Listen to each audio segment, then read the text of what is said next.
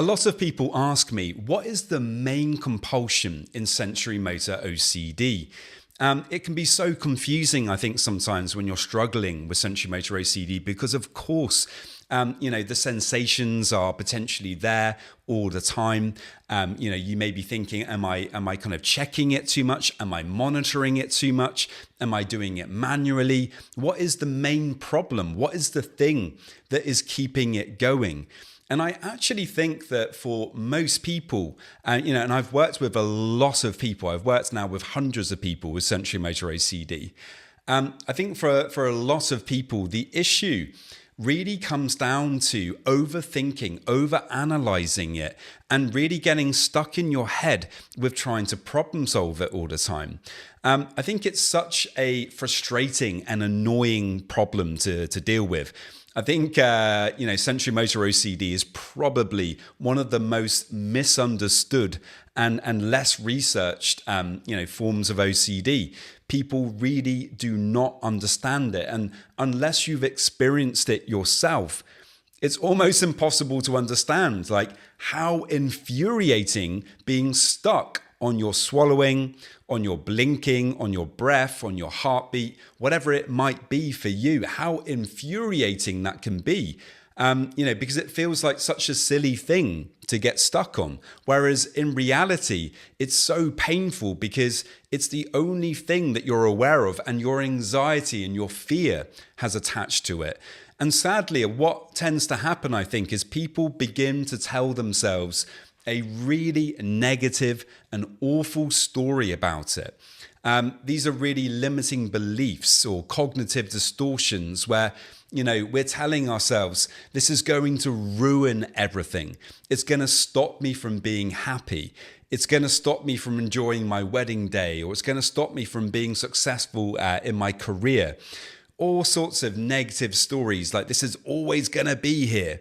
The reality is that what these things are ruminations. Ruminations are kind of when we're getting stuck in our head with very negative thoughts and negative thinking, and we're going round in circles with those thoughts and we're trying to disprove them. A very common one within sensorimotor OCD is ruminating about how to fix it, how to get rid of it, how to find the certain way that is finally going to make it go away for good. And, this is something that a lot of people are doing. Sadly, they may not even realize, though, that they're doing it. I think rumination can become so habitual. It can become something that you're just doing, all the time, that it kind of almost feels normal, or you kind of don't even realize you're doing it. It's just something that you do, and maybe you've been doing it for years. For me, when I was really struggling, I would ruminate, all day. Pretty much. I would spend hours and hours ruminating about the mouth, about swallowing, about saliva, about the feeling of teeth, about breathing, and it was horrible. I was always trying to fix it. I was always thinking about it, thinking about how awful it was, how it was going to ruin everything. Once I really learned how to manage rumination, that's when, sensorimotor OCD started to lose some of its power over me. And this is an absolutely essential part of overcoming this problem. This is why in my program for sensorimotor OCD, I actually have an entire unit that is focused on, learning how to manage rumination and actually allowing the sensations to be. You don't need to fix it through, swallowing or blinking or breathing in a certain way. You don't need to not manually do things, or all of this stuff is really quite small compared to the job of learning how to manage your rumination. And that's why we focus so much on it in the program. Once you stop ruminating and you start saying, these sensations can be here. They're allowed to be here. They're not actually a problem. It's the judgment against those sensations that actually creates the problem. Once you really grasp that and you start acting on that, that's when you can start taking back control from the OCD, because you're not stuck in your head all day thinking about the problem. You're much more outward focused on all the things that you want to do in your life. And you're saying, I can bring these sensations along for the ride, but I'm not going to ruminate. If you can learn that skill can really change your life. And it's about bringing your focus and your attention much more back to the present moment. Whatever you're doing, it's about learning how to be there and really to pay attention to that thing much more intently.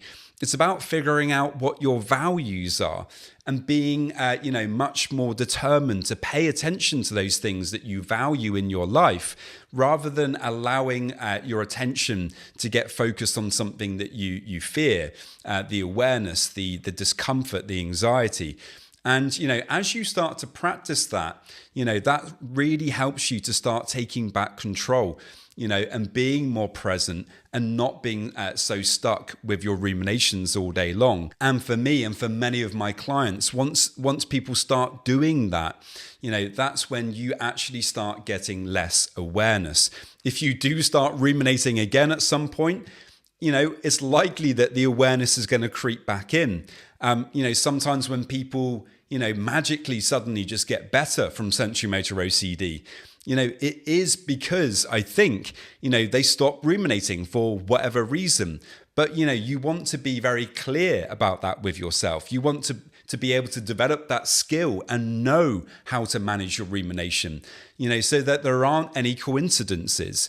Sometimes people do get better from sensorimotor OCD, but they don't know why.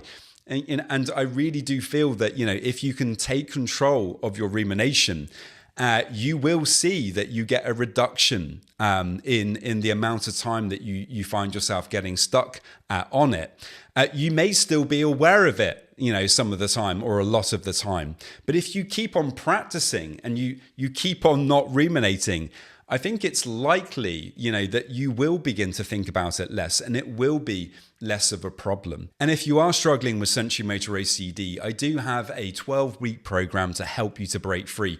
There's actually 2 different routes that you can do with that now. There's, of course, a supported option where you can do coaching with me to help guide you through that process and the program and all the activities. But there's also a self-paced option. This is something that's a bit more economical for people. Obviously, you don't get the coaching as well, but it is a valid option if you're looking to manage your sensorimotor OCD. So many thanks, guys. I really hope that you enjoyed, and I will see you in the next video.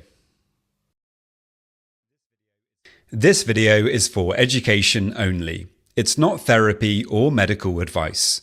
If you're struggling, please speak with a licensed mental health professional.